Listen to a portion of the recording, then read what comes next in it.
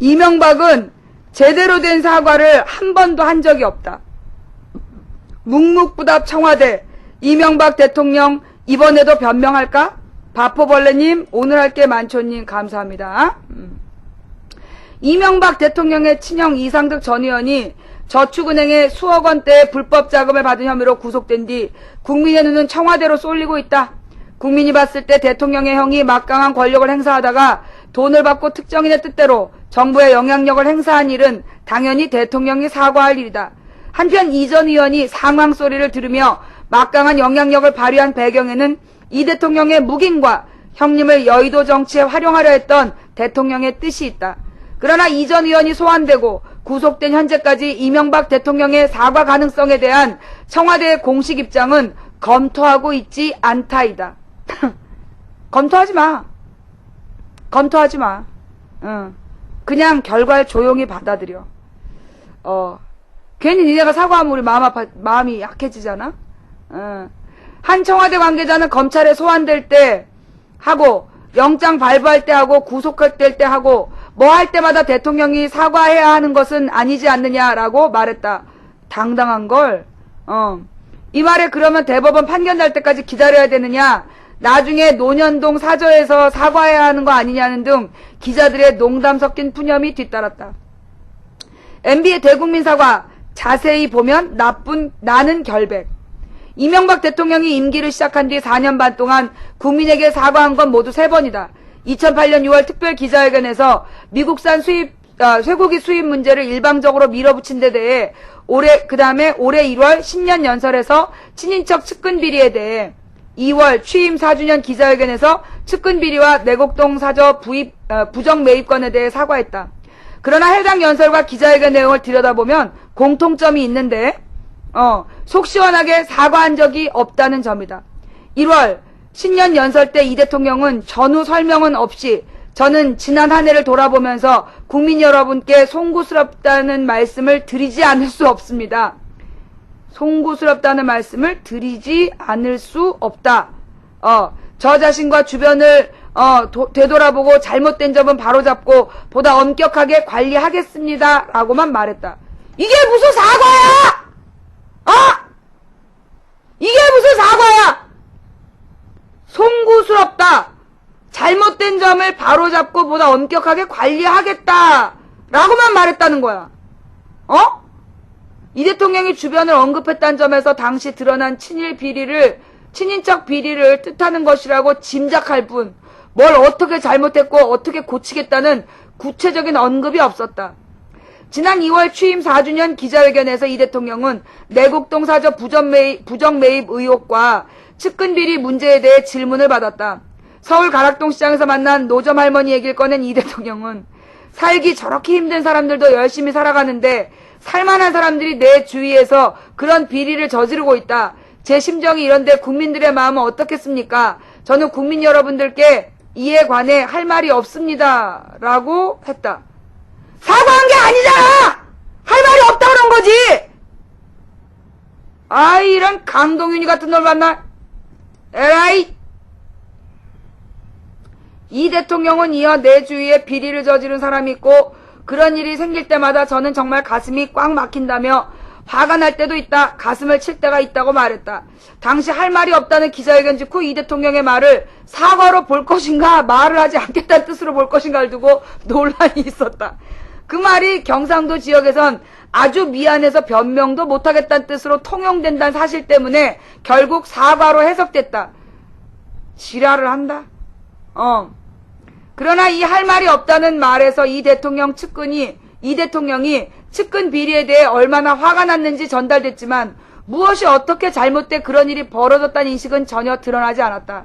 국민들로선 뭐가 어떻게 개선되겠구나 하는 기대를 가질 수도 없었다. 이어 줄줄이 터져나온 이 대통령 측근 비리와 형님 비리는 대통령의 사과를 무색하게 했다. 이 기자회견에서 이 대통령은 내곡동 사저 부당 매입 의혹에 대해 앞으로 살아갈 집인데도 불구하고 사실 좀 소홀히 했다. 제가 챙기지 못한 것이 문제를 일으켰다라고 생각한다.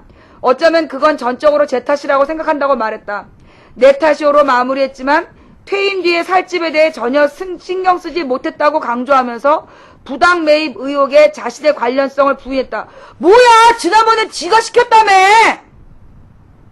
참. 나이 때문에 혹시 머리에 이상이 생긴 거야? 자기가 말 기억이 안 나? 어쩌면 그건 전적으로 제 탓이라고 생각한다. 네가 시켰다며! 그래놓고 퇴임 뒤에 살 집에 대해 전혀 신경 쓰지 못했다. 신경 안 쓰고도 국비로 부동산 투기를 했단 말이야, 지금? 신경 안 쓴 게 지금 부동산 투기를 세금으로 했다는 얘기야, 지금? 이 대통령의 사과 발언 중에 그나마 경위를 소상히 밝히고, 앞으로 어떻게 하겠다는 구체적인 얘기를 한 게 2008년 6월 특별 기자회견이다. 촛불 집회 참석자들이 부른 아침 이슬 노래를 청와대 뒷산에서 들었다는 도입 부분으로 유명한 미국산 쇠고기 수입 반대 운동에 대한 견해를 밝히는 기자회견이었다. 이 대통령은 성장 잠재력을 끌어내기 위해 한미 FTA가 절실했고 미국 쇠고기 수입 거부는 이에 걸림돌이었다라고 판단 경위를 밝히며 식탁 안전에 대한 국민의 요구를 꼼꼼히 헤아리지 못했다라고 진단했다. 이 대통령은 저와 정부는 이 점에 대해 뼈저린 반성을 하고 있다라고 말했다. 이명박 대통령이 처음으로 한 대국민 사과이자 사과의 요건과 내용을 제대로 갖춘 유일한 사과였다. 그러나 곧 하나만한 사과임이 드러났다. 이후 전국이 안정되자 정부는 촛불 시위 주동자에 대한 체포와 가담자에 대한 법적 대응으로 국민 보복에 나섰다. 사과 뒤 국무총리실에 공직윤리지원관실이란 조직이 만들어져 광범위한 사찰을 벌였다. 미국에서 광우병 발생 사례가 보고됐을 때 정부의 약속과 달리 즉각 수입 중단 조치가 없었던 것도 이 사과가 얼마나 헛것이었는지 보여준다. 헛소리. 이처럼 이명박 대통령의 대국민 사과는 발언 내용상 제대로 사과를 했다고 보기 애매하다. 제대로 사과했더라도 이후 정부 운영이 사과 내용과는 완전히 반대 방향으로 나타나기도 했다. 이상득 전 의원이 구속된 상황. 과연 이 대통령은 어떤 사과를 할까? 이 대통령이 이전과 비슷한 모습을 보인다면 아무도 이 대통령의 말을 믿지 않을 것이다. 사실 우리는 이제 이명박 대통령한테 솔직함 내지는 사과 반성 이런 거 기대는 안 해. 지난번에 그 박사모 회장이 이명박 대통령한테 진솔한 대답을 해달라. 솔직한 대답을 해달라.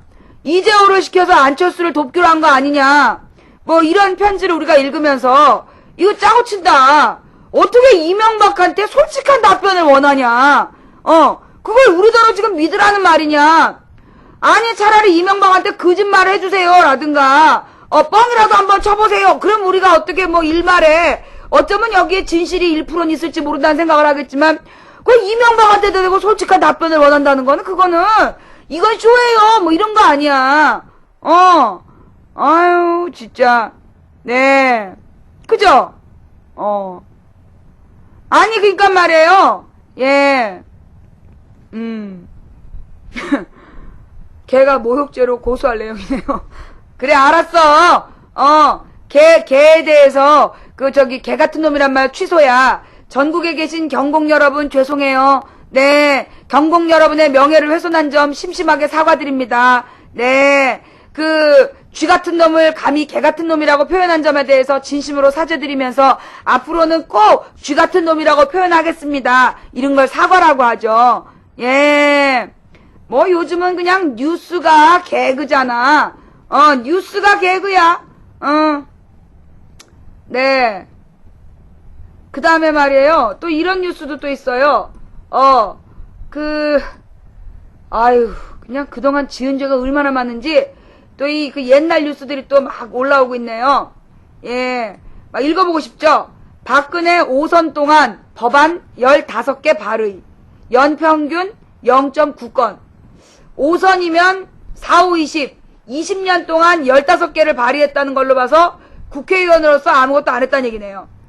박근혜를 푸는 비밀의 열쇠. 사라진 18년. 무슨 내용일까요? 하필이면 또 18년이에요. 예. 박근혜 대선 출마 기념 옛날 뉴스. 박근혜 최태민, 박정희의 골칫거리. 이것도 뭘까요?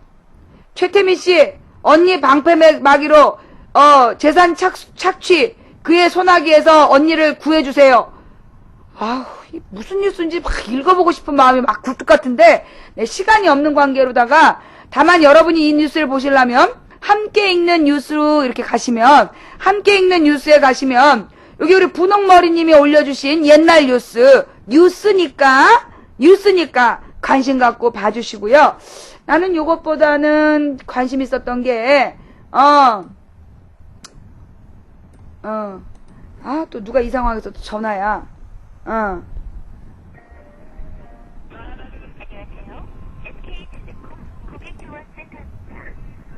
사용하시는 휴대폰 전화 시 번호 통신사 이동 없이 최신 스마트폰으로 무선 교체해드리겠습니다. 통화 연결을 원하시면 1번, 취급을 원하시면 9번을 눌러주세요.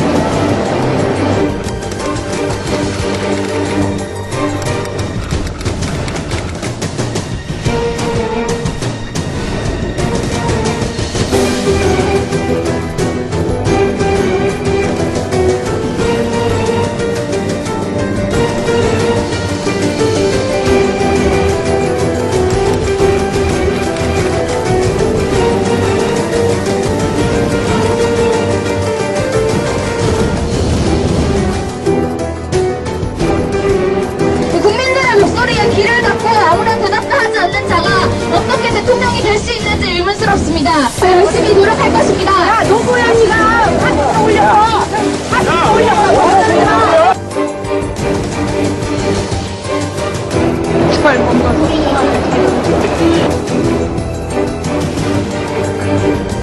바깥 등록금부터 실행하라! 경쟁과 입시에 매몰된 교육을 함께하는 행복 교육으로 바꾸겠습니다.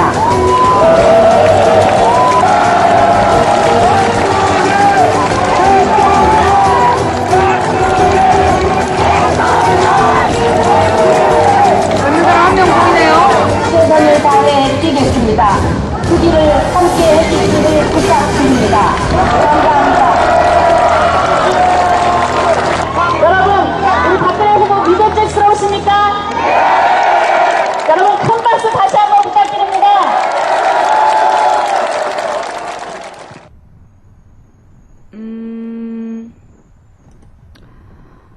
젊음과 소통하는 모습이시죠? 예.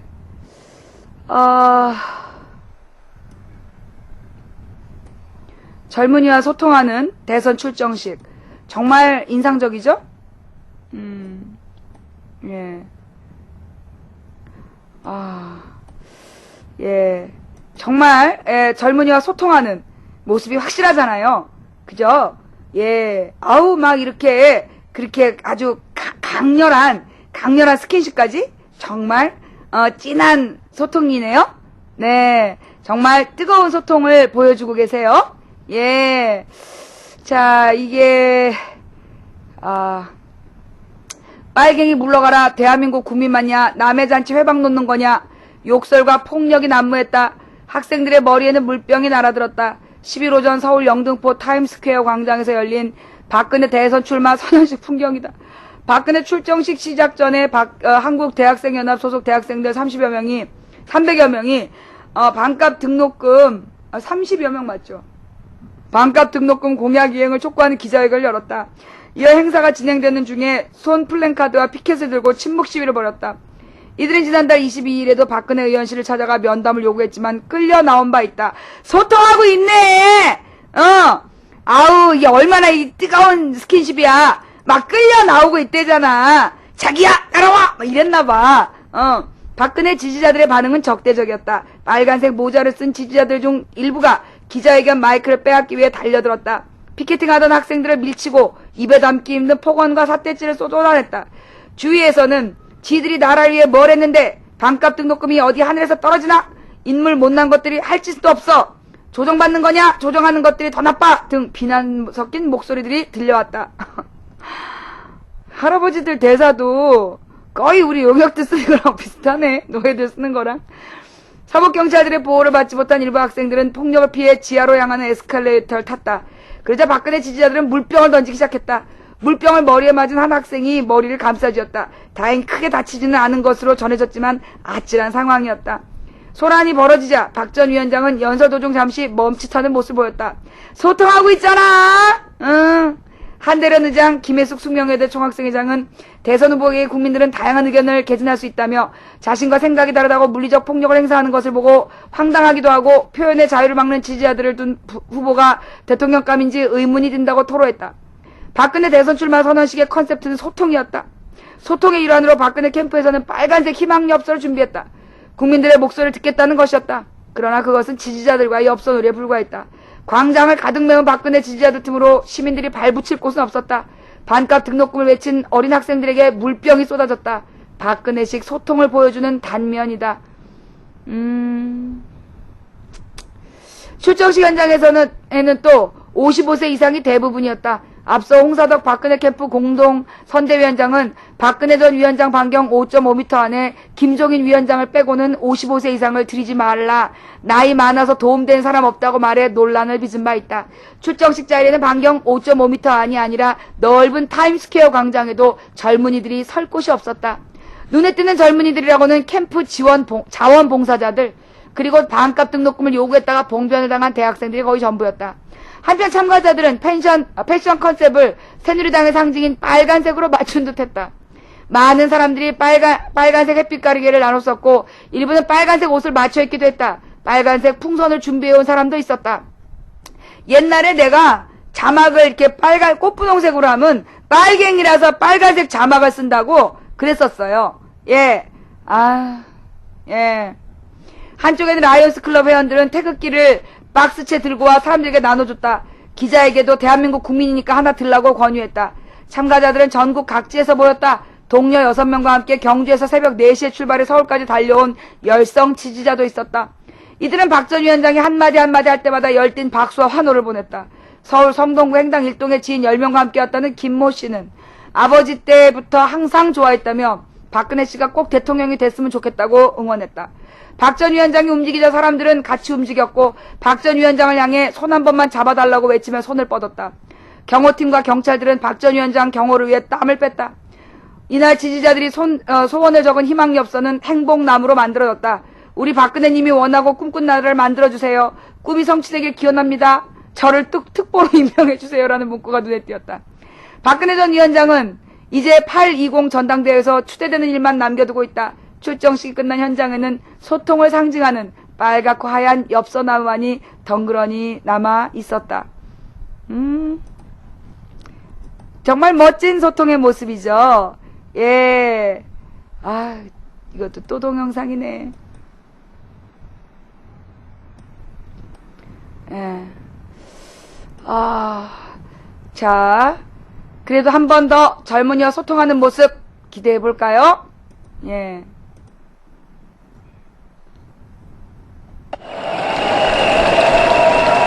매몰된 교육을 함께하는 행복 교육으로 바꾸겠습니다. 나올 때마다 가슴이 정말 아픕니다. 국민 행복이 우선이라는 말씀 절대 공감합니다. 꼭 그런 나라, 살아가기에 행복을 주는 사람입니다.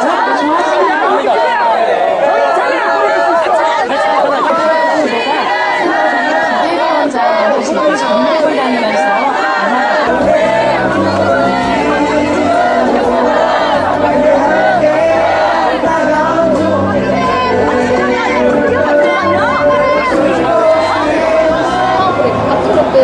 이야기하고 이걸 실현하겠다라고 말했던 것이 박근혜 전 비대위원장입니다. 그럼에도 불구하고 이 민주정권 동안 그리고 이 반값 등록금에 대한 대학생들의 목소리를 듣지 않고 지키지 않아 왔었는데요. 오늘 이 박근혜 전 비대위원장이 대선 후보로 출마함을 선언한다는 이 자리에서 대학생들에게 약속했었던 반값 등록금을 지키지 않는데 어떻게 이 대통령 후보가 될 수 있겠느냐. 이 대통령 후보가 되려면 대학생들에게 했던 이 약속부터 지켜라라는 대학생들의 이야기를 전달하기 위해서 이 자리에 오게 되었습니다.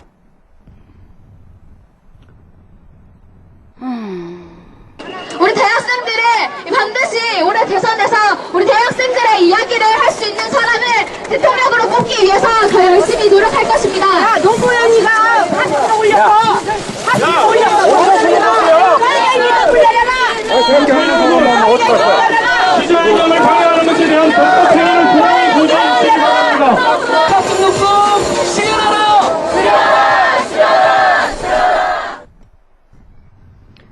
노무현 대통령 때 등록금이 많이 올랐다는 얘기를 저렇게 할머니가 하고 있는 거예요. 예, 또 노무현한테 또 밀어붙이기죠. 그죠? 예. 자, 또 이런 기사도 있네요. 예. 요즘에 우리 박근혜 후보가 열띠게 주장하고 있는 게 경제민주화예요. 자, 그런데 박재완이라는 사람이, 예, 박재완이 지금 기획재정부 장관인데요. 북한처럼 된다. 경제민주화 정면 비판. 박재완 기획재정부 장관이 경제민주화가 지나치면 북한처럼 우물안 개구리가 된다고 말했다. 박 장관의 발언은 경제부처 수장으로서 헌법에 명시된 경제민주화를 정면으로 부정한 것으로 해석된다. 우리나라 헌법에 경제민주화란 말이 있어요. 그러면 경제민주화란 말이 무슨 말인지 아시나요? 경제민주화가 무슨 말일까요? 예. 경제민주화가 무슨 말일까요? 빈부격차를 줄인다는 얘기예요.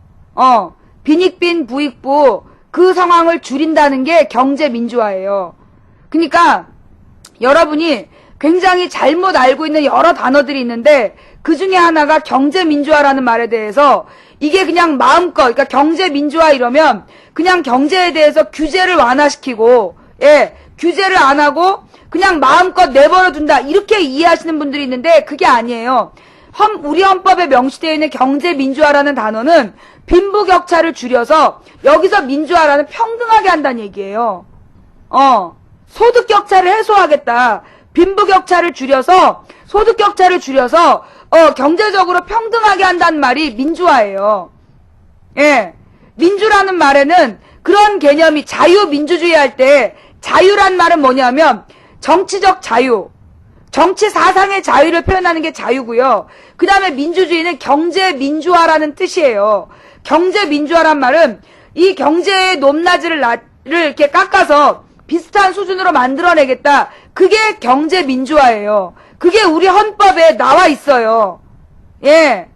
그런데 지금 그 박근혜가 주장했던 내용은 뭐냐면 줄푸세라는 거예요. 줄푸세.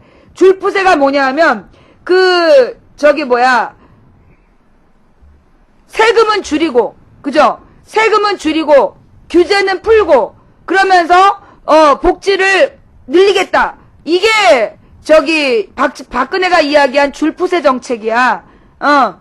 이 세금을 줄이면서 그 다음에 규제를 풀면서 복지 정책은 강화시키겠다. 불가능한 얘기죠. 왜냐하면 이 우리나라의 복지 정책을 할 수 있는 비용은 누가 낼 수 있냐면 부자들이 내야 되는 거야. 부자들이 내야 되는데 부자들에게 세금을 걷지 않으면서 복지를 강화하겠다는 얘기는 누구랑 똑같은, 이명박이랑 똑같은 뻥이에요. 이명박 747이랑 똑같은 얘기야. 그러다가 이 줄푸세 때문에 막 비난을 받았어. 그거는 사회경제적으로 안 맞는 개념이다. 한마디로 모순되는 개념이다. 부자들한테 세금을 줄여주고 규제를 풀면서 어떻게 복지를 강화할 거냐. 무슨 돈으로. 그래서 너도 이명박처럼 뻥친 거지. 그러니까 나온 말이 경제민주화에 박차를 가하겠다라는 말을 한 거예요. 박근혜 캠프에서. 막 빨간색 티셔츠 갈아입으면서 경제민주화. 그래서 굉장히 급진 개혁적인 분위기를 내는 거야. 분칠하는 거지. 박근혜는 굉장히 급진적이다. 그리고 굉장히 진보적이다. 이런 개념을 주기 위해서 빨간색 티셔츠 입고 경제민주화를 이야기한 거야. 그랬더니만 그거에 대해서 이제 이 이명박 측근이죠. 기획재정부 장관이 박근혜가 너무 잘 나가니까 또 이명박이 상심했나봐. 자기네 대빵 마음을 헤아려서 한 방 놓은 건데 경제민주화가 지나치면 북한처럼 우물한 개구리가 된다라고 말했다. 박 장관의 발언은 경제부차 수장으로서 헌법에 명시된 경제민주화를 정면으로 부정한 것으로 해석된다. 이명박 대통령부터 지금 장관들이 어떻게 헌법에 위배된 발언을 했는지 이것도요, 책으로 쓰면 한 권 넘어요. 지금 이 4년 반 동안 이명박 대통령과 장관들이 헌법을 위반하는 발언한 거, 그것만 모아도요, 어마어마한 자료가 나와요. 재계도 정치권의 경제민주화 방안을 반박하고 나섰다. 정치권에서 시작된 경제민주화 논쟁이 관계와 재계로 확산되고 있다. 박 장관은 지난 9일 여수 세계박람회를 참관한 뒤 기자들과 만나 각 경제 주체의 조화로운 발전을 경제민주화라고 하는 것 같다고 전제한 뒤 경제민주화나 시장경제 등의 총론을 반대할 사람이 누가 있겠는가. 그러나 지나치면 외국인 투자 저해와 무역장벽 등의 문제를 불러올 수 있다고 말했다. 그는 또 일감 몰아주기 과세까지는 용인되지만 이보다 더 나아간 조치를 하면 다른 나라에서는 누가 용납하겠나. 무역으로 먹고 살면서 북한식으로 우물한 개구리처럼 할 수는 없다라고 말했다. 박 장관은 재벌 규제에 대해서도 반대 입장을 분명히 했다. 대형마트가 연중 휴무를 하고 난 뒤부터 외국계 마트가 이익을 보고 있다는 점을 예로 들었다. 그는 상대국에서는 기업에 공적 자금을 투입해 총력전을 하는데 우리는 다른 이야기를 하다가 경쟁에서 질 수도 있다며 재벌 기업이 규제를 받으면 중견, 중소기업이 대체해줘야 되는데 외국 기업이 들어와 혜택을 받는다라고 말했다. 이 등신 새끼들아, 그건 니네가 규제를 제대로 못하니까 그런 거지. 이건 지금 대형마트의 의무 휴무를 풀어주고 싶어가지고 또 노가리 푸는 거네, 이거. 박 장관의 발언은 같은 날 민주통합당이 경제민주화 실현을 위해 재벌의 경제력 집중 완화, 기업 범죄 처벌 강화 등 9개 법률 개정안을 당론으로 발의한 것을 염두에 둔 것으로 보인다. 어머, 민주당이 이렇게 좋은 일도 했구나. 재벌의 경제력 집중 완화, 기업 범죄 처벌 강화 등 9개 법률 개정안을 당론으로 발의한 거야. 어머. 뉴스 한 줄 안 나오고, 메인에서 다뤄주지도 않고 있지만, 그래도 할 일을 하고 있구만. 그러나 기업 간 공정경쟁과 분배정의를 실현해야 될 경제부처 수장의 발언으로는 부적절하다는 비판이 나오고 있다. 지금 민주당에서 당론으로 이렇게 재벌에 대해서 재벌 특혜를 규제하겠다. 그러니까 지금 분배정의를 실현해야 될 경제부처 수장이 그거는 빨갱이다라고 외치고 있는 거예요. 재계도 정치권을 중심으로 제기되고 있는 경제민주화에 강하게 반발했다. 재벌과 대기업의 이익단체인 전국경제인연합회의 싱크탱크 격인 한국경제연구원은 10일 한국프레스센터에서 경제민주화 어떻게 할 것인가라는 주제로 토론회를 열고 정치권의 경제민주화 방안을 비판했다. 유진수 숙명여대 교수는 대기업의 형태 변화 없이는 반대기업 정서가 지속되고 이는 정치적 압력과 정부 규제로 나갈 수 있다면서도 징벌적 손해배상과 일감 몰아주기 규제에 대해서는 연구가 더 필요하고 출자 총액 제한 제도도 논란이 지속될 것이라고 말했다. 김현정, 한경현 박사도 객관적 근거 없이 국민 감정에 호소해서 규제를 만들다 보면 결국 미래 예측이 불가능하고 불필요한 사회적 비용이 발생시킨다라고 정치권을 비난했다. 지랄들 한다. 재계는 보편적인 복지확대나 노동권 강화에도 반대 입장을 표시했다. 유진성, 한경현 박사는 반값 등록금과 같이 부유층까지 포함한 일괄적인 학비 지원보다는 저소득층 중심의 장학제도 확충이 바른 정책 방향이라고 말했다. 부자들이 세금을 더 내면 되지. 부잣집 자식이나 없는 집 자식이나 똑같이 공짜로 교육시키고 니네 부자들이 돈을 더 내면 되는 거지. 씹새들아. 백몇십 조씩 썩혀 먹으면서 개새끼들 진짜. 아유 미안해라 쥐새끼들 진짜. 이런 개새들 진짜.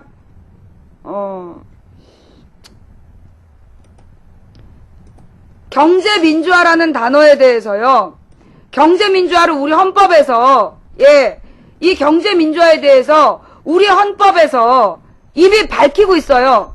왜냐하면요, 여러분 그 경제교과서에서 혹시 배워봤어요?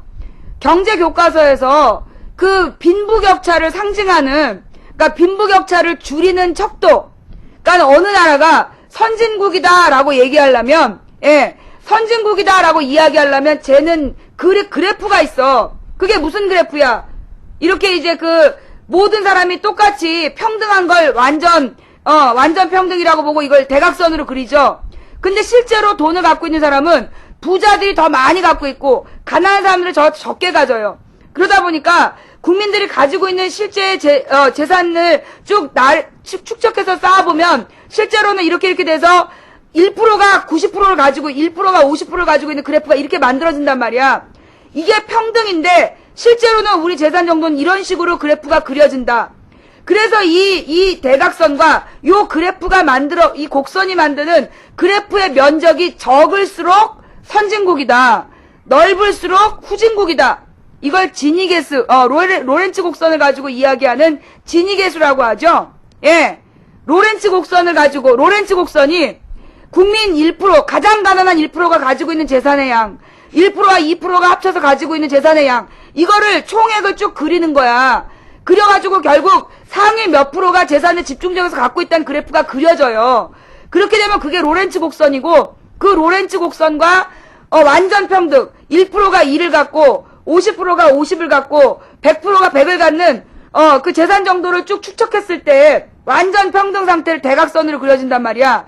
그러면 대각선과 로렌츠 곡선이 만드는 요 면적, 그 면적이 작을수록 어떻다? 선진국이다. 그래서 지니계수를 재요. 지니계수라는 걸 재서 이 나라가 OECD 수준에 맞나? 선진국 대열에 들었나? 이걸 봅니다. 또 그 하위, 그러니까 그 국민 중에 하위 20%와 상위 20%, 하위 20%하고 상위 20%의 재산의 정도 차, 이걸 비교해요. 그래서 상위 20%가 하위 20%에 비해서 너무 지나치게 많이 갖고 있다. 그러면 이 나라는 굉장히 빈부격차가 크고 후진국이다라고 얘기하는 거야. 그걸 더 나가서 이제 하위 40%, 상위 40% 이걸 계산하기도 하고 경제 교과서에 나오는 내용이에요. 왜 선진국은 이런 식으로 빈부격차를 줄이려고 빈부격차가 적어야 선진국이라고 할까? 선진국은 다 빨갱이야? 그 북유럽이나 뭐 서유럽이나 전부 북한이야? 와, 우리 북한이 막 그 북유럽 뭐 저기 노르웨이, 덴마크, 뭐 핀란드, 그다음에 뭐 영국, 프랑스, 독일 이런 선진국하고 북한하고 동급이야? 저 새끼들이 진짜 종북이라니까? 선진국에서 전부 경제민주화 얘기하고 있는데, 선진국은 전부 경제민주화를 추구하고 있는데, 그러면 북한 된대. 와, 저 새끼들이 진짜 북한을 선진국이라고 추앙하는 것 같아. 그지? 그 MBN 그 해찬 형님의 그 유머 감각 그런 건 혼자 보지 말고 좀 올려봐요. 예? 아니, 저 새끼들은 말이에요. 북한에 대해서 막 찬양하고 싶어 환장한 것 같아. 아니, 북한이 선진국이야? 북한처럼 된다니. 경제민주화하면 북한처럼 된다니. 북한이 선진국이야? 아, 이 새끼들은 진짜 북한이랑 껍벅 죽어. 이 새끼들이 보는 북한은 못하는 게 없다니까? 그지? 아, 저런 새끼들 진짜 북한으로 확 보내버려야 돼. 그렇게 새끼야 북한이 선진국으로 보면 그쪽으로 가, 임마! 우리나라에서 그러지 말고! 어우, 정말 개놈 새끼들 진짜.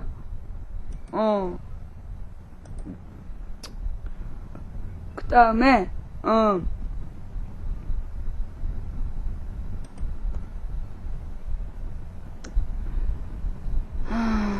뉴스가 너무 많아가지고 중심 뉴스, 내가 오늘은 딴 얘기도 안 하고 이제 뉴스만 계속 했는데도 시간이 모자란다. 정수장학회에 대한 문제네요. 김대중 노무현 대통령이 방일영 장학회를 뺏었다면 한홍구 교수 민주당 의원들에게 박근혜와 정수장학회 특강, 예.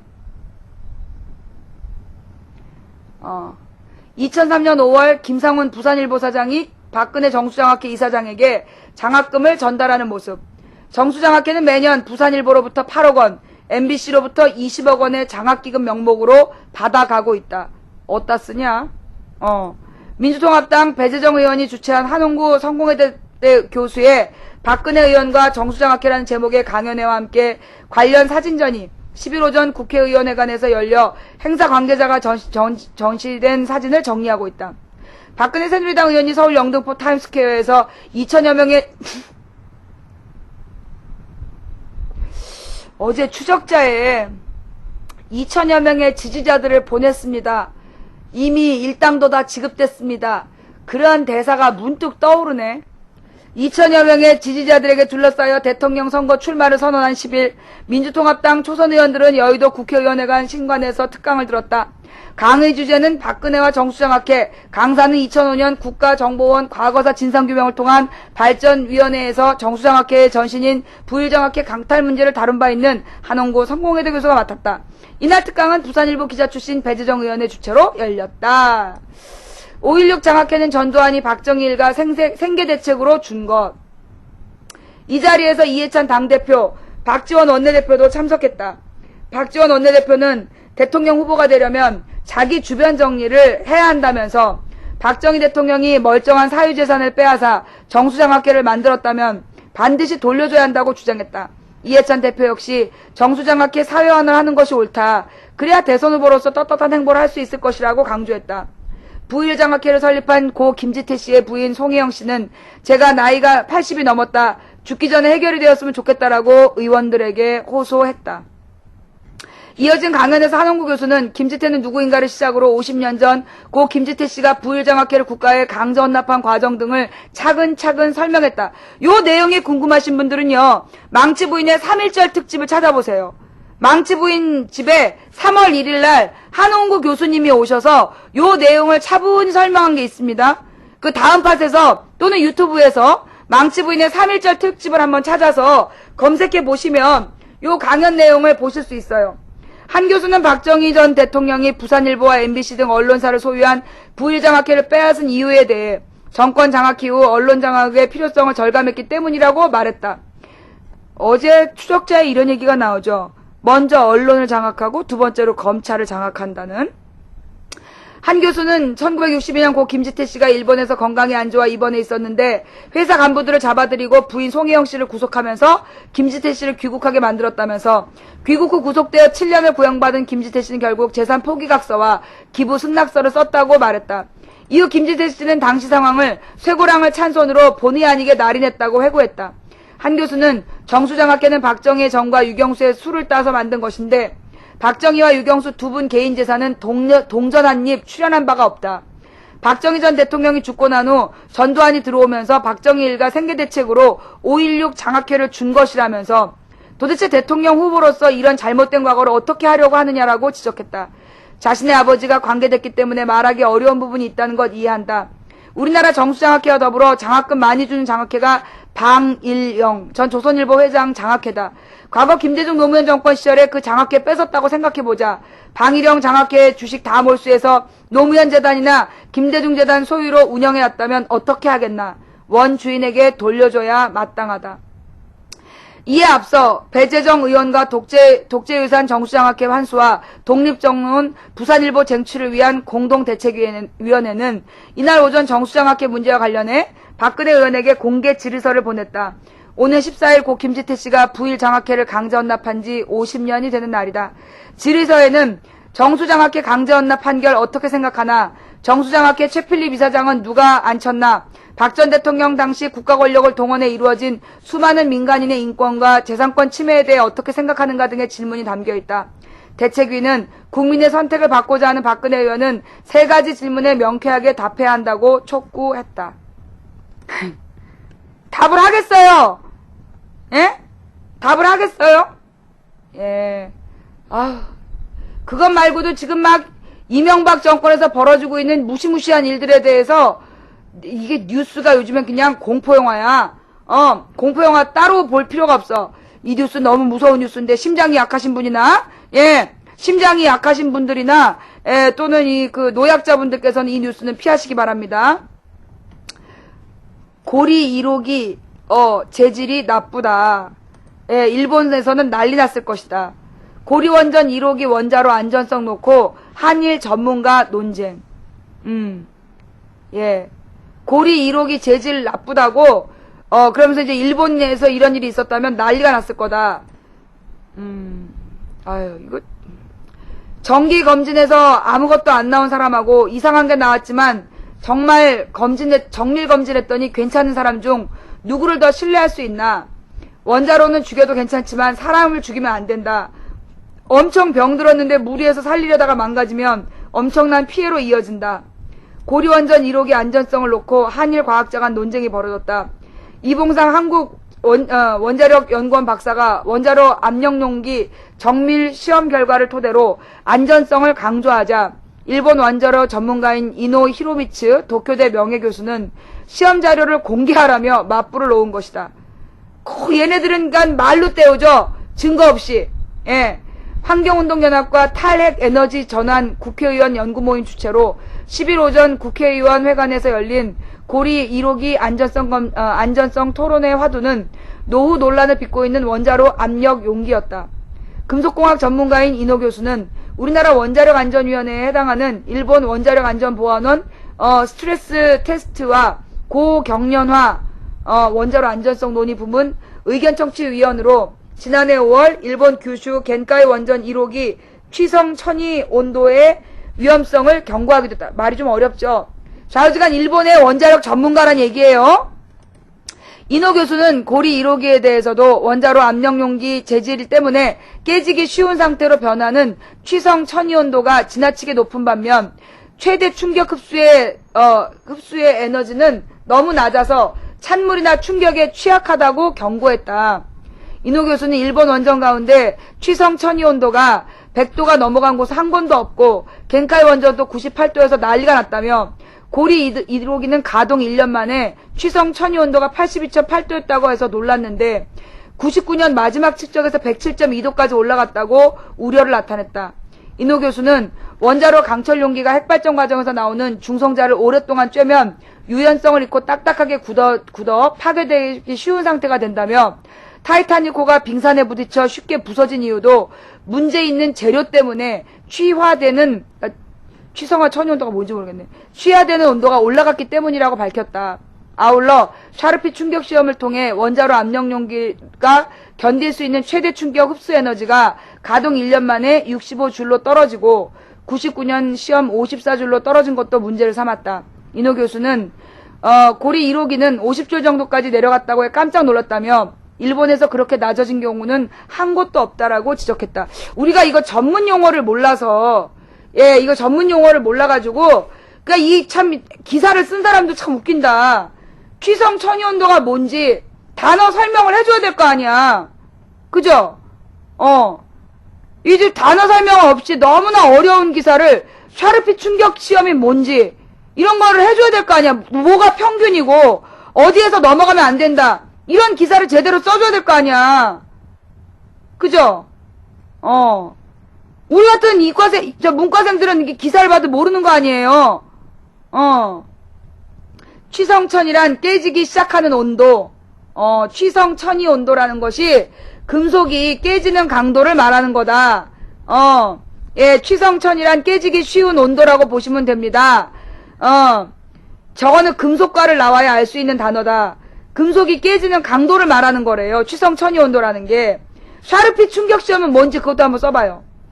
이노 교수는 보통 원전은 100줄 이상인데 고리 1호기 원자로 압력용기 최대 충격 흡수 에너지가 믿을 수 없을 정도로 낮은 이유는 용접 부위에 사용한 구리 압력이 0.23%로 다른 원자로보다 극단적으로 높기 때문이라며 나쁜 재질로 만든 고리 1호기는 폐로를 검토하는 게 맞다고 밝혔다.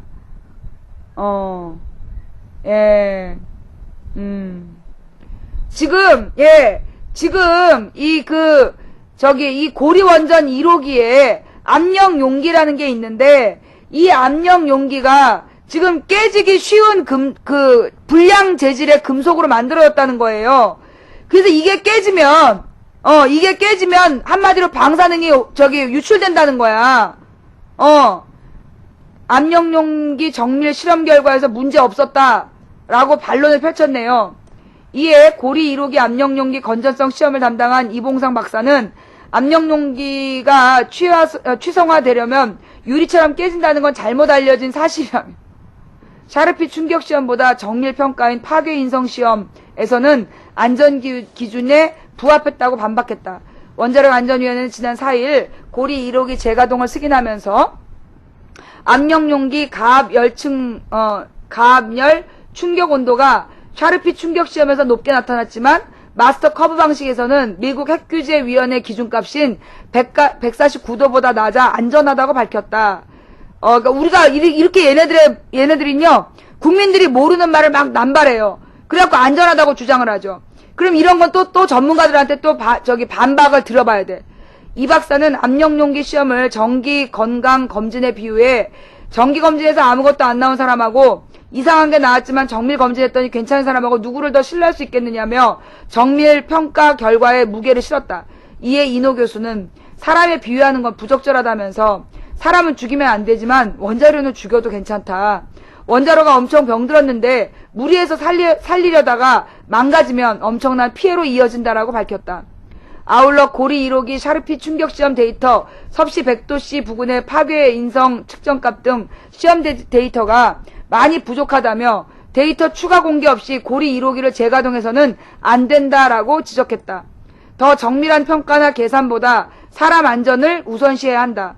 양희원영 환경연합 국장은 고리 1호기 정전사고 교훈은 확률적으로 낮은 일이 발생할 수 있다는 것이라며 후쿠시마 원자로가 녹는 건 1000만 년에 한 번이라고 계산했지만 한꺼번에 3번 일어났듯 고리 원전도 과학적 근거를 대고 있지만 똑같은 데이터를 다른 측면에서 보면 위험한 원자로라는 게 확인되는 만큼 시편을 추출해 안전성을 재점검해야 한다고 밝혔다.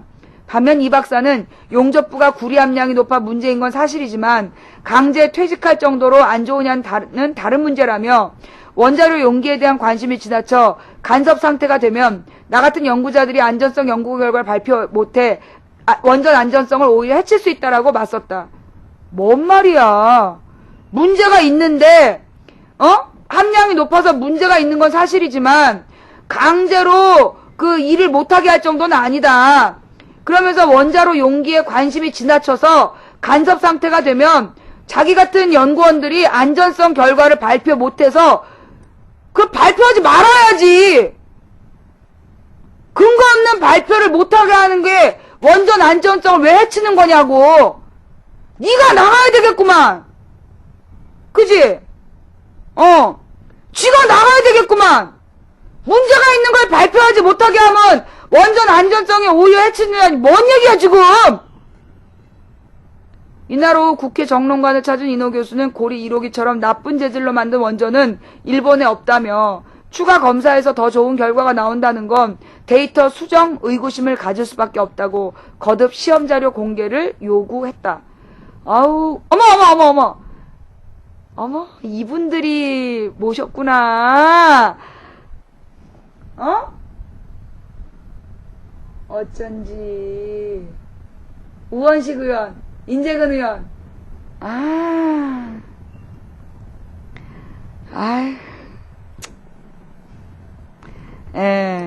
어쩐지. 국회 정론에서 탈핵 에너지, 전환 국회의원 연구 모임. 어쨌든 이런 것까지 하고 있대.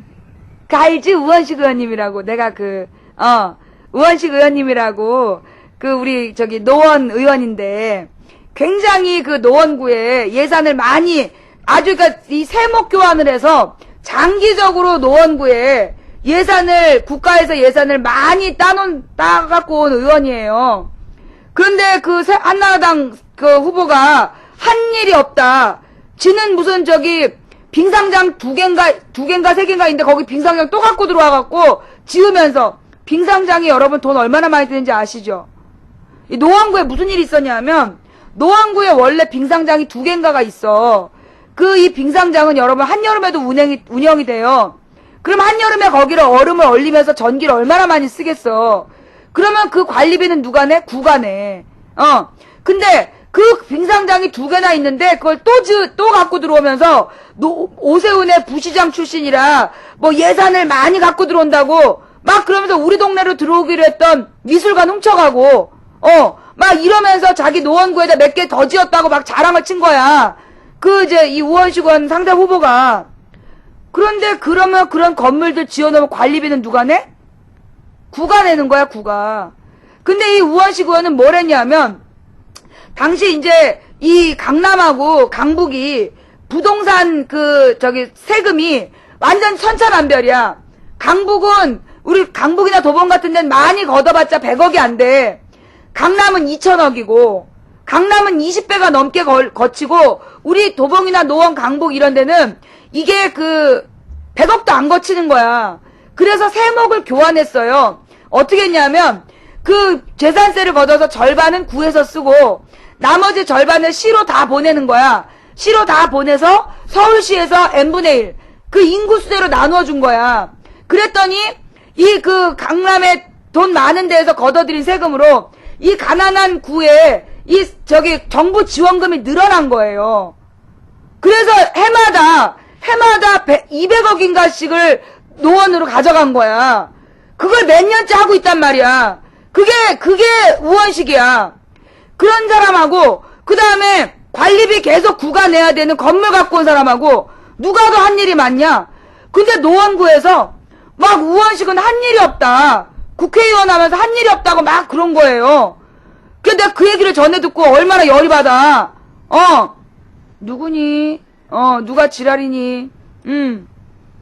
그래가지고 내가 우원식 의원의 그 이야기를 그러니까 노원구에서 되게 힘들어한다는 얘기를 듣고 박빙인데 박빙 열세라는 거야. 그러면서 이 노원구에서 우원식 의원은 한 일이 없다라고 그런다고 그것도 누가 채팅창에 쓴 거야. 자기 동네 후보가 우원식인데 동네 사람들이 너무나 우원식이 한 일이 없다라고 얘기를 하고 있다는 거야. 내가 얼마나 열받아. 그래갖고 생방송으로 막 쳐버린 거지. 우원식이 얼마나 큰일 한 줄 아냐. 도봉이나 강북이나 노원에 이 예산이 부족해서 얼마나 고생한 줄 아냐. 그걸 갖다 김근태 의원하고 우원식 의원이 같이 우원식 의원이 깃발 들고 김근태 의원이 사람 모아줘가지고 세목 교환 해낸 사람이다. 그러면서 내가 막 해줬거든요. 방송을 했어. 그랬더니만 우원식 의원이 당선이 된 거야. 근데 웃기는 거는 우원식 의원이 당선된 다음에 여러 사람이 망치부인 방송 봤다 그랬대요. 우원식 의원이 당선된 다음에 많은 사람이 망치부인 방송을 보고 우원식 의원이 그렇게 많은 일을 했다는 걸 알았다고. 내가 그때 길게도 얘기 안 하고 되게 짧게 한 20분인가 30분밖에 얘기를 안 했어. 근데 그걸 전에 본 사람들이 그렇게 우원식 의원한테 망치부인 방송 보고 알았다고. 그렇게 큰일 한지 몰랐다고 그랬대요. 웃기죠? 우원식 의원이 간신히 당선됐어요. 내가 유세 때도 언급을 했구나. 예. 그래갖고 우원식 의원님이 나한테 막 오셔가지고 너무 고맙다는 거야. 뭐가요? 했더니 선거 때 그렇게 얘기해 준 거를 굉장히 많은 사람이 얘기를 하더래요. 신기하죠? 아니 내 방송 몇 명이나 본다고. 선거 때 특히 그렇게 사람 많이 보지도 않았잖아. 근데 세상에 그때 그 얘기를 듣고 노원구민들이 그렇게 얘기를 많이 하더래. 와, 난 정말 놀랬어요. 예. 그러더만 저렇게 좋은 일을 하는구만. 그죠? 내가 우리 방송에서 적극 지지했던 의원님들이, 아주 훌륭한 일들 많이 하고 계세요.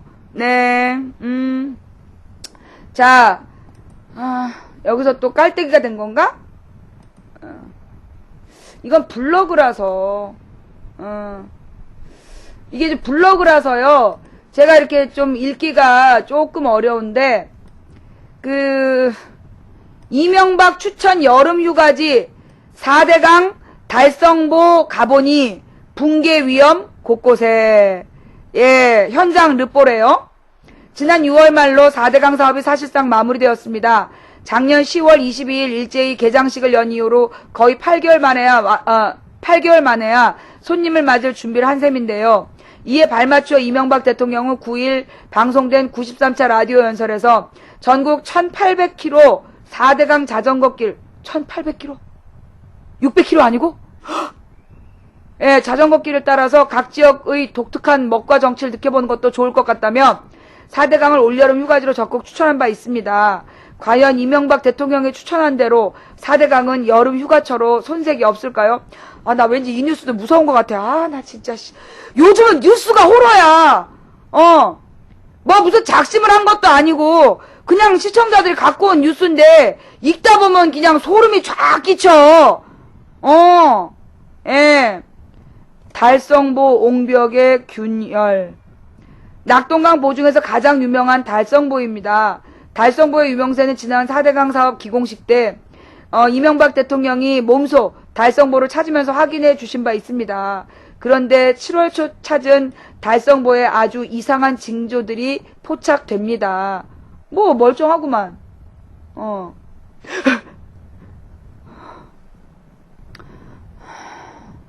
에이, 이건 길 옆이잖아. 설마. 예. 이제 달성보의 멋진 모습을 달성보의 멋진 모습 옆에 있는 길인데,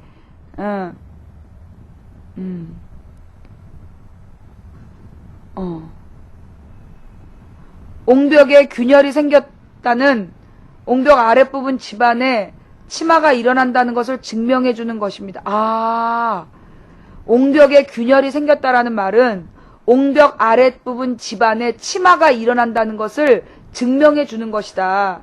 이미 달성보는 지난 여름 보 아래쪽 강바닥이 심하게 파인 바 있습니다.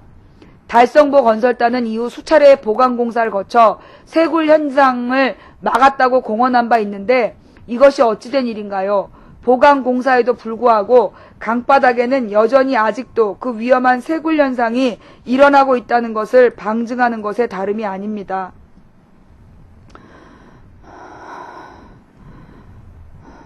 지난 여름 장마 때 달성보 우안 제방 쪽에 복구 작업이 한창이다.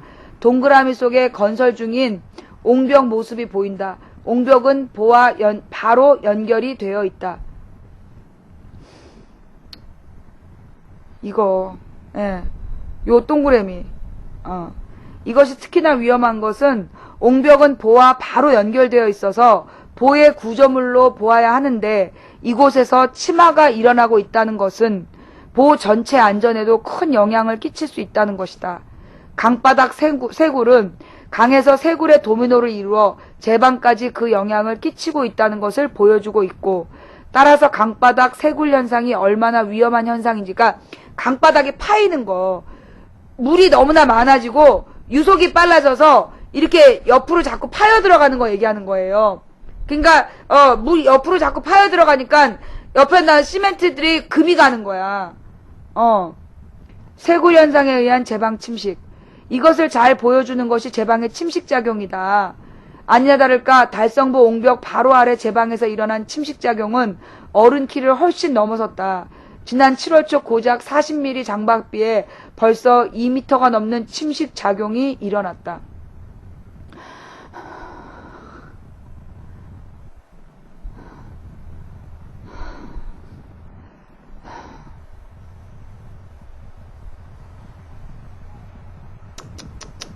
(40mm에) 비해도 이와 같이 위험한 침식 현상이 일어나는데 100mm 이상 본격적인 장마비가 내리면 어떻게 될까?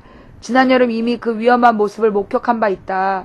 수문을 통해 흘러드는 거센 물줄기를 보구조물로 인해 소용돌이를 더욱 가중시키면서 강바닥을 마구 핥히고 지나갔다. 그 결과 가물막이 붕괴되고 하상 유지공들이 속절없이 유실되어 버렸다. 이 보의 기둥 때문에 회오리가 치면서 더 막 심하게 파이는구나. 이것만이 아니다. 둔치 곳곳에서 침식작용이 활발히 일어나고 있었다. 생태공원이란 이름으로 산책로를 만들어둔 바로 옆에 둔치의 일부도 뜯겨나가 버렸다. 어떡하니. 거대한 구멍이 뚫렸대요. 침식작용은 산책로와 자전거길이 놓인 둔치까지 이어지고 있다. 잡초만 무성한 산책로, 사람이 산책한 흔적이 없다. 또한 산책로에는 사람들이 발길이 닿은 흔적이 없는 듯 보도블럭에는 잡초만이 무성하다. 그러나 올 장마가 지나가면 이 산책로 또한 무사하지 못할 것 같다. 물론 둔치에 시멘트를 쳐발라 만들어 놓은 이명박 대통령이 그렇게 자랑하는 자전거 도로도 마찬가지겠지요. 강 건너 맞은편 제방의 침식은 더 위험해 보입니다. 특히 만곡부로 강물과 직접 부딪히는 곳에 침식이 아주 심해 침식이 10m가 넘는 곳도 있습니다.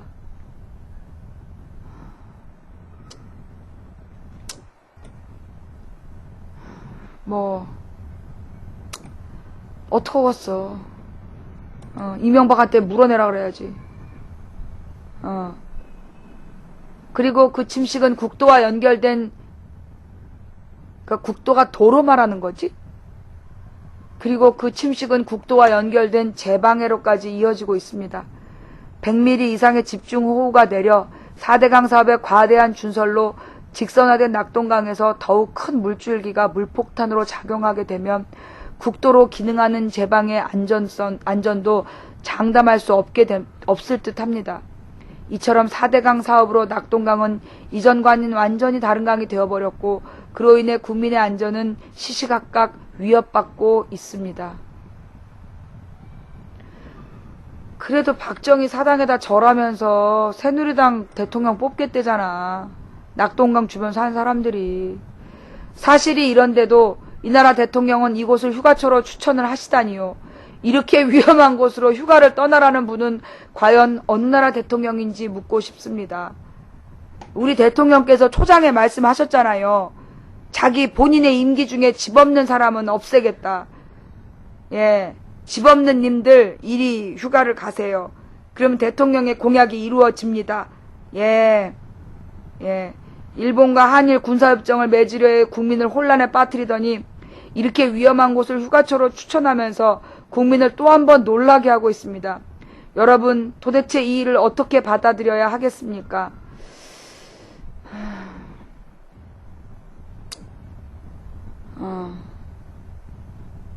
예. 그러니까 집 없는 사람을 없애는 방법엔 여러 가지가 있어요. 그 집 없는 사람에게 집을 주는 방법도 있지만 집 없는 사람들 자체를 없애버리는 거.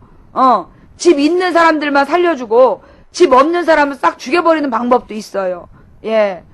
여기를 휴가지로 추천한 이유는 그게 아닐까 싶네요. 예. 예, 그게 그 얘기예요.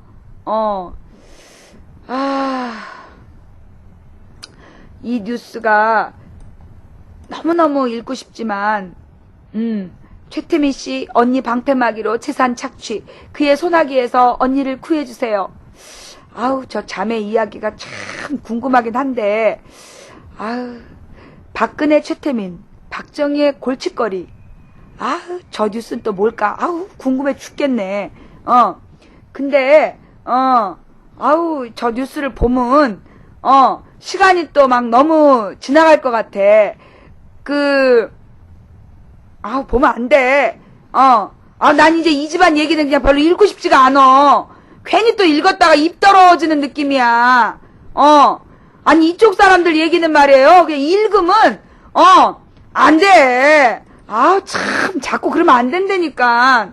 아우, 이게 뭔 일이래. 월간 조선, 조선일보 거잖아. 박근혜, 최태민, 박정희의 골칫거리. 월간 조선, 2005년 뉴스군요.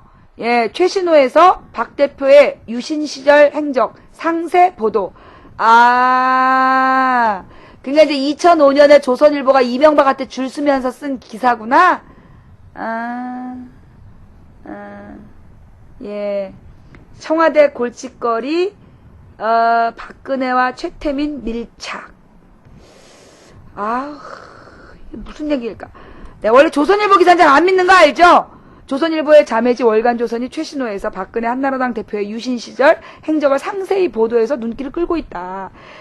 월간조선 사장 역임을 했던 조갑재 기자는 박정희 전 대통령의 일대기를 월간지에 연재해 왔는데 11월호 연재밀의 주제는 박 대표와 최태민 씨의 밀착.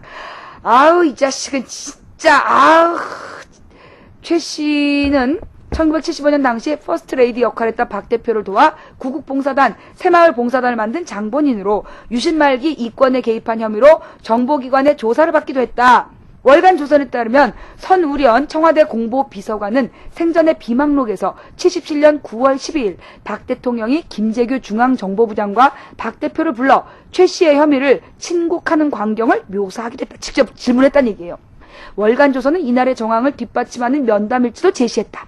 박 대표와 최 씨가 처음 인연을 맺은 것은 인연을 맺었대요. 1975년 1월경 최 씨가 박 대표에게 유경수 여사를 언급하는 편지를 보냈고 박 대표가 편지를 다 읽은 뒤 최 씨에게 연락을 취했다.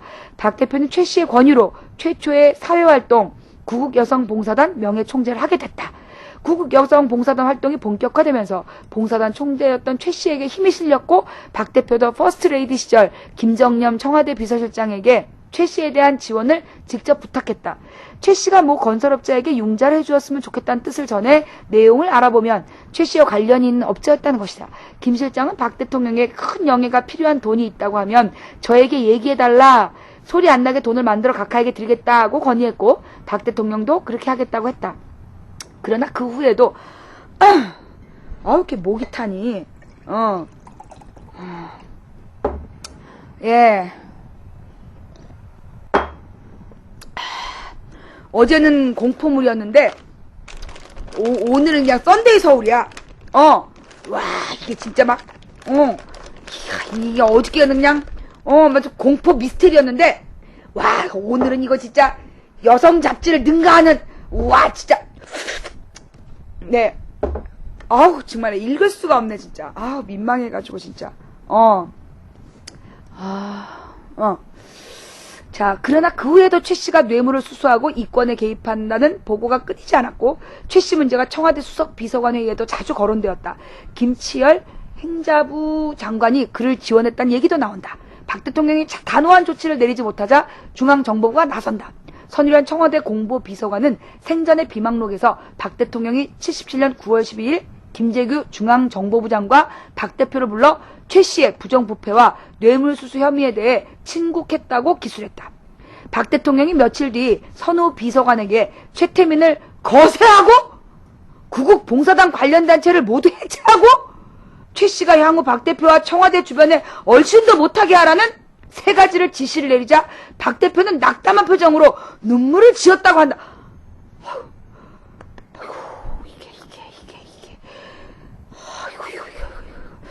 아이고 이게 표현이 진짜 아이고 이게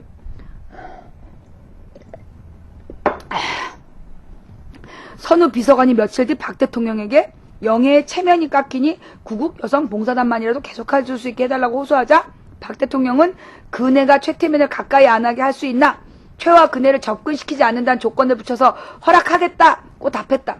박 대통령은 내가 그간 최태민과 관련한 보고가 올라올 때마다 가슴이 찢어지는 듯 아팠네 라고 말해 최 씨 문제가 권부의 적잖은 골칫거리였음을 시사했다.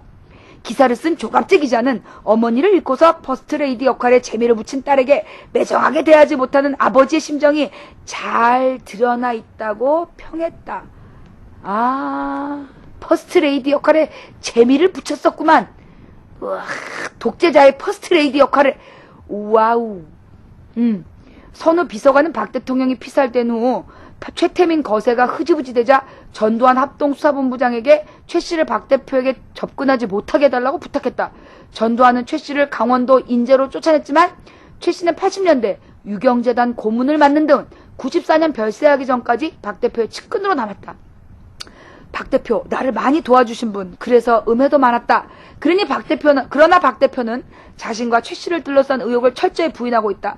혹시라도 최 씨에 대한 질문만 나오면 그런 질문을 하는 저희가 뭐냐는 반문이 터져나온다.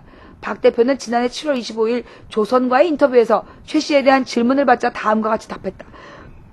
그분이 저를 많이 도와주셨다. 저에게는 고마운 분이고 그래서 음해도 많이 받았다. 돌아가신 지가 벌써 10년 가까이 됐다. 정권이 벌써 바뀌는 동안 친척까지 이잡듯 뒤지고 조사도 많이 했지만 아무것도 드러난 것이 없지 않은가. 그러나 조 기자는 박 대표는 지금까지 일관되게 최 씨를 전폭적으로 변호하면서 그에 대한 부정적인 정보는 음해라고 말하고 있다. 이제부터는 증거를 찾아 나서야 한다고 주장했다. 그는 3월 27일 자신의 홈페이지에 올린 글에서도 박 대표가 1970년대 후반기에 최태민이란 이상한 사람을 구국봉사단 총재로 썼다가 최 씨가 수많은 스캔들을 일으켜도 그를 끝까지 감쌌던 적이 있다며 박 대표는 한번 믿어버린 사람에 대해서는 객관적인 평가를 안 하는 경향이 있는 듯하다고 꼬집었다. 어우, 이것은 조갑재 씨가 쓴 기사예요. 예, 우리가 쓴 게 전혀 아니에요. 네, 우리가 쓴 게 전혀 아니고요. 예, 조갑재 씨께서 2005년에 월간 조선에 쓰신 내용이네요.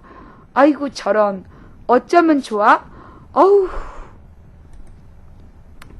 아우, 더 읽으면 안 되는데, 이게 지금 시간이 벌써 6시가 넘었는데, 아우, 이거 읽으면 안 되는데, 아우, 어떡하면 좋아.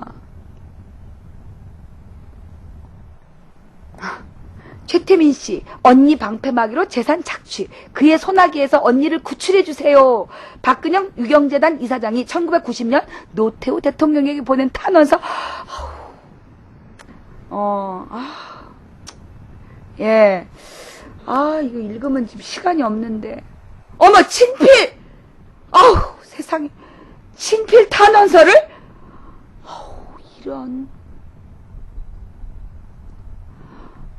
존경함 없는 대통령 각하, 어려운, 뭐 어쩌고저쩌고, 나아가는 모습을 눈여겨보면서 각하 네 분의 살림을, 예. 아우, 이런 친필 편지. 진정코 언니는 최태민 씨에게 철저히 속은 죄밖에 없습니다. 그렇게 철저하게 속고 있는 언니가 너무도 불쌍합니다. 대통령의 유족이라는 신분 때문에 어디에 하소연할 곳도 없고 또 함부로 구원을 청할 곳도 없었습니다.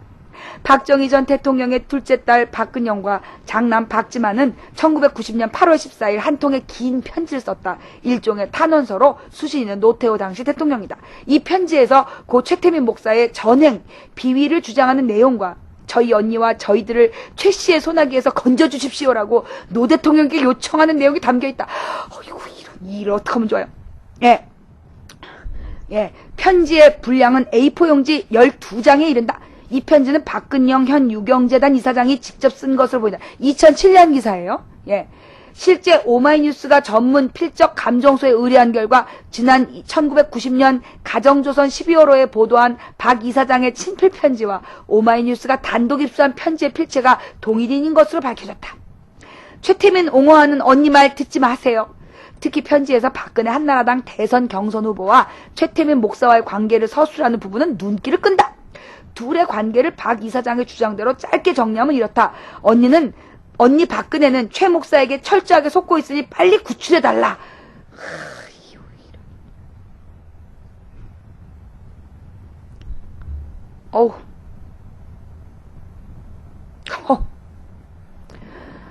박 이사장은 편지에서 최 목사는 순수한 저희 언니에게 교묘히 접근해 언니를 격리시키고 고립시킨다며 이번 기회에 언니가 구출되지 못하면 언니와 저희들은 영원히 최 씨의 소나기에서 벗어나지 못하고 그의 장난에 희생되고 말 것이라고 주장하고 있다. 이어 박 이사장은 우리의 소중한 언니를 잃고 싶지 않지만 저희들에게 힘이 없다며 저희들에게 힘과 용기를 줄 수 있는 분은 오직 각하 내외분 뿐이라고 노 대통령에게 도움을 요청했다. 박 이사장은 노태우 대통령에게 문제 해결을 위한 한 가지 방법도 제시하고 있다. 최 목사에 대한 언니 박근혜의 우호적인 말을 듣지 말라는 것이다. 최 씨를 다스리기 위해서는 언니인 박근혜의 청원을 여기서 청원이란 최태민 씨를 옹호하는 부탁 말씀. 박근혜의 청원을 단호히 거절해주는 방법 외에는 뾰족한 묘안이 없을 것 같습니다. 그렇게 해주셔야만 최 씨도 다스릴 수 있다고 사료되며 우리 언니도 최 씨에 대한 잘못된 인식과 환상에서 깨어날 수 있을 것이옵니다.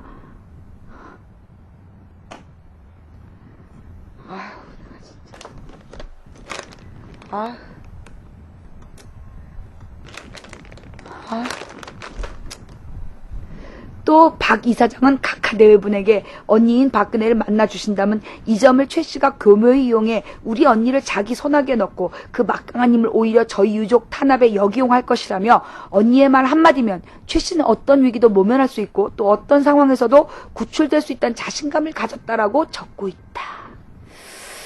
최태민 목사 언니의 비호 아래 치부. 줄도 못 맞추는 거 봐라야. 이어 박 이사장은 이제는 도저히 참을 수 없고 참아도 안 될 일이 눈앞에 펼쳐졌다며 최 목사의 비위와 전횡을 장황하게 서술했다. 그 분량이 A4 용지 5장에 이른다. 박 이사장이 편지를 통해 주장하고 있는 최 목사의 비위와 전행은 자세하고 다양하다. 박 이사장은 크게 금전 편취, 유가족에 대한 인격 모독, 부모님에 대한 명예훼손으로 나눠 총 18개 항목으로 최 목사의 잘못을 노 대통령에게 고발했다. 특히 최 목사의 금전 편취는 언니 박근혜와 깊은 관련이 있다고 박 이사장은 적고 있다. 박 이사장은 최 씨는 아버님 재직 시, 즉 박정희, 아버님의 눈을 속이고 우리 언니 박근혜의 비호 아래 치부하였다는 소문이 있다며 아버님이 돌아가신 후 자신의 축제 행위가 여기서 축제란 재산을 축적하는 축제 행위가 폭로될까봐 계속해 저희 언니를 자신의 방패막이로 삼아왔다고 주장했다. 박 이사장은 최 목사는 유족이 핵심이 된 각종 유경사업, 장학재단, 문화재단 등 추모사업체에 깊숙이 관여해 회계장부를 교묘한 수단으로 조작하며 많은 재산을 착취했다며 지금은 서울, 강남 및 전국에 걸쳐 많은 부동산을 소유하고 있다고 밝혔다. 실제 오마이뉴스 등의 취재 결과 최 목사의 막내딸 최순실 씨와 6번째 딸은 현재 강남에 수백억 원대 빌딩을 각각 소유하고 있는 것으로 확인됐다. 특히 최순실 씨의 남편 정윤혜 씨는 박 후보의 입법 보조원을 지내기도 했다. 또 유가족에 대한 인격 모욕을 서술한 부분도 눈에 띈다. 박 이사장은 최 목사는 경비원을 언니에게 붙여 우리 형제들과 완전히 차단시키고 있다며 이로 인해 우리 형제들은 서로가 지척이 있으면서도 만나지 못하고 소식도 들을 수 없으며 전화 대화마저도 못하는 실정이라고 주장했다. 박 이사장은 부모님 명예훼손과 관련 최 씨는 부모님의 유덕을 기리는 기념사업회를 형식적으로 만들어 놓고 이름만 박정희 대통령 유경수 여사 기념사업회이고 실제 내용은 최태민 기념사업회로 전락해가고 있다며 언니 박근혜 대표 이 사건이 있다는 것을 최대한 이용해 그 배후에서 모든 것을 관장하고 있다고 밝혔다. 정말 남사스러워서 끝까지 읽을 수가 없네 진짜. 아우 귀가 더러워지고 입이 더러워지는 것 같아.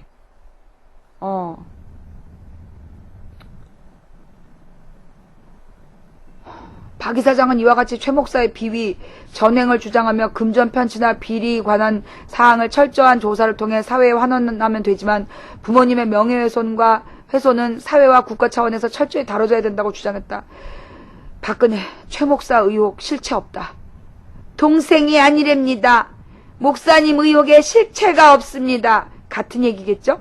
최 목사에 대한 비판적인 견해로 가득한 이 편지 마지막에는 박근영 지만의 이름이 차례로 네. 박지만 씨는 1990년 12월 우먼센스와의 인터뷰에서 큰누나와 최 씨와의 관계를 그냥 두는 것은 큰누나를 욕먹게 하고 부모님께도 누를 끼치는 것 같아 떼어놓으려는 것이라고 말했다.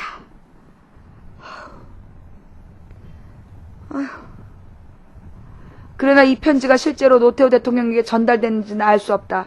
다만 1990년 12월 당시 주부 생활을 비롯한 몇몇 여성지는 박근영 씨가 고위층에게 수십 통의 탄원서를 보냈다고 보도하고 있어 청와대에 전달됐을 가능성이 높은 것으로 보인다.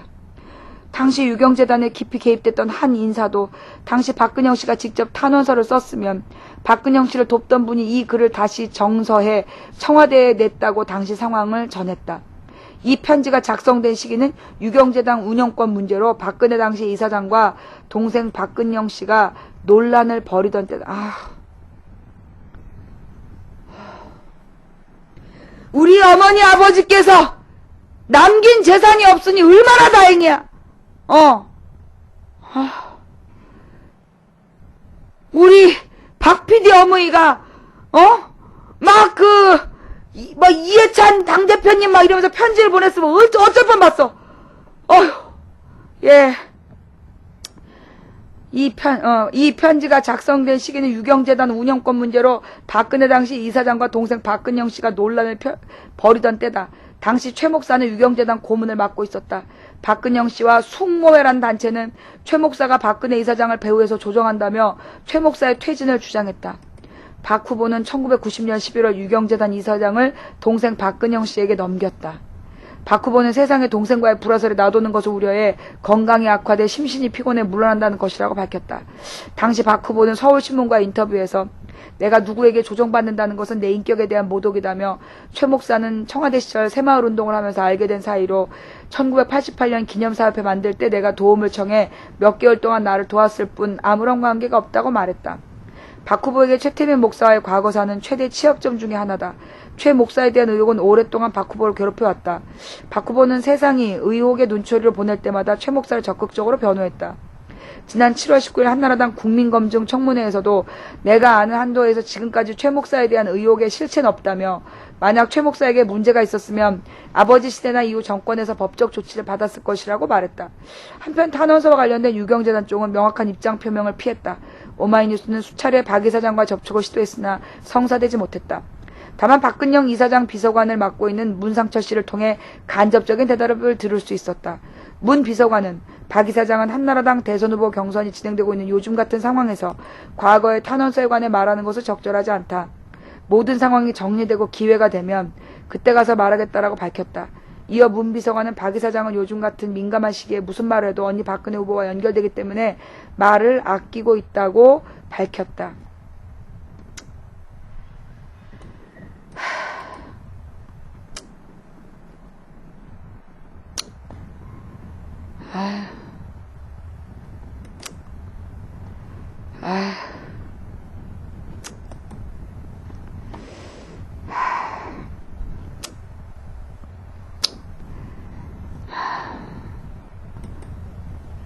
읽으면 읽을수록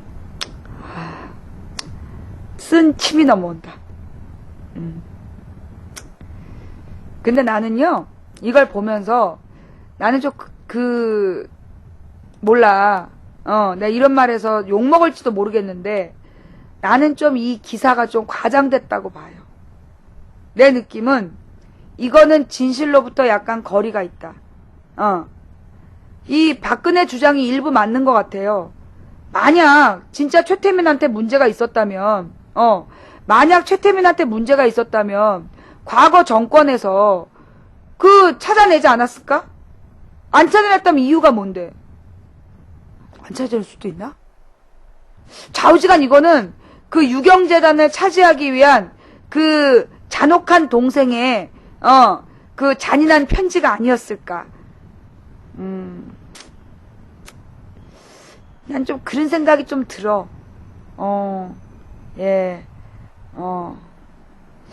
아까 성대묘사 하실 때 크크크 하고 싶어 혼났음.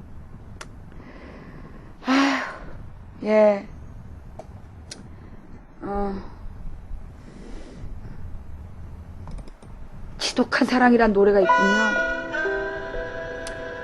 추노에 보면 지독한 사랑이란 노래가 있어요. 왜 갑자기 이 노래를 듣는지 나도 잘 모르겠어요.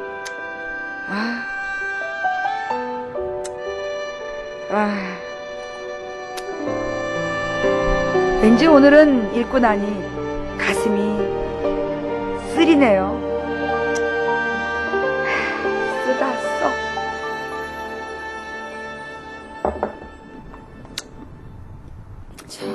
젊은이와 소통하는 방법은 젊은이들에게 물병을 던지는 그녀. 55세 미만은 오지 말라는 말은 55세 이상으로 채우는 그들. 그들이 이 나라를 차지하게 되면 어떻게 될까? 찝찝하네요. 진짜 오늘은 소주 한 잔 생각나는 씁쓸한 뉴스. 이제 더 이상 이 집 뉴스는 별로 읽고 싶지가 않아. 근데 그 화면에 비친 내 표정이 진짜 너무 리얼하다. 나의 지금 이렇게 쓴물 올라온 느낌이 막 리얼하지.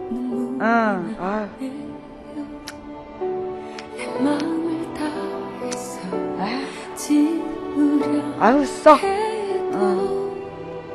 숨 쉴 때마다 넌 가슴에 있는데 들리나요 내 사랑 내 슬픈 목소리 어리고 외로워서 그랬겠지. 아버지가 아버지처럼 제대로 안 해주니까 그랬겠지. 왜 이리 아픈가요 불쌍해요. 아버지가 정상이었어야지. 내 못난 슬픈 사랑 나는 그렇게 얘기하고 싶지 않아. 만약 이제 아버지가 좀 이상하니까, 친절하게 대해주는 남자 어른한테 마음이 끌렸겠지. 저 심정이 이해가 가, 나는. 타이거 이게 고마워요. 같은 사랑 눈이 멀어서 보이 좌우지가 12월 19일에, MC 스나이퍼가 민초에 나는 좀 일으켜보래. 아주 우상화 작업에 속지 말고,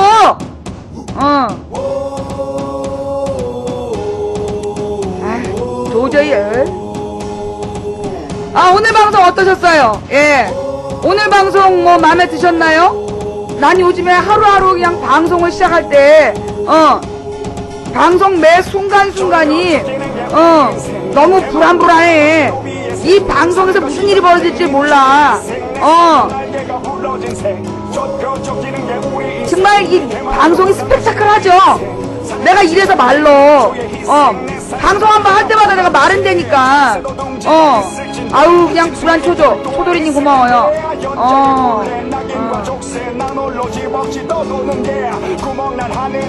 뭐라고? 박근혜보다 자기가 후달리니까? 내가 뭘 후달려. 시사장풍님, 오늘 할 게 많죠님 감사합니다. 자우영권님 감사합니다. 예. 야, 내가 네 친구야 임마? 어디다 대고 야야. 타이거일님 고맙고요. 예. 자, 시청해주신 시청자 여러분 대단히 감사합니다. 또 추천해주신 시청자 여러분 대단히 감사합니다. 여러분의 추천이 2000개가 조금 넘었는데요. 이제 시간은 5시간 50분 남았어요. 과연 1000개를 채우실 수 있을라나? 빨리빨리 추천 부탁드릴게요. 민심은 천심님, 용이나찌님 대단히 감사합니다. 자, 타이거일님 감사드리고요. 자, 지금까지 도봉구 창동단의 불량주부 망치부인이었습니다. 이제 제 방송은 본방으로 와서 보세요.